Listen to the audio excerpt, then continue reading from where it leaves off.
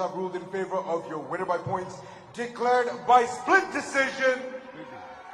To the red corner, और split decision रहा और ये मुकाबला अपने पक्ष में कामयाबी से पूर्ण करने में सफलताएं दी है लवलीना ने। भारत को बहुत ही आशाएं इस मुक्केबाज से और उन आशाओं में पूरी तरह से पूर्णता से पूर्ण किया। पहले जज ने 29-28, J2 ने 29-28, J3 ने 28-29, J4 ने 29-28 और J5 ने 29-28, यानी कि J3 ने 28-29 का स्कोर दिया है। 4-1 का डिसीजन।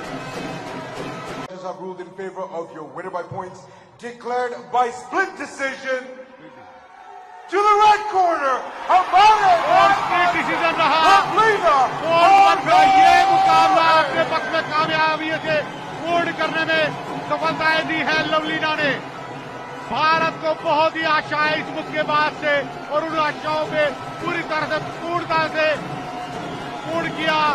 पहले जज ने 29-28, J2 ने 29-28, J3 ने 28-29, J4 ने 29-28 और J5 ने 29-28, यानी कि J3 ने 28-29 का स्कोर दिया है। 4-1 का डिसीजन। भास्कर भट्ट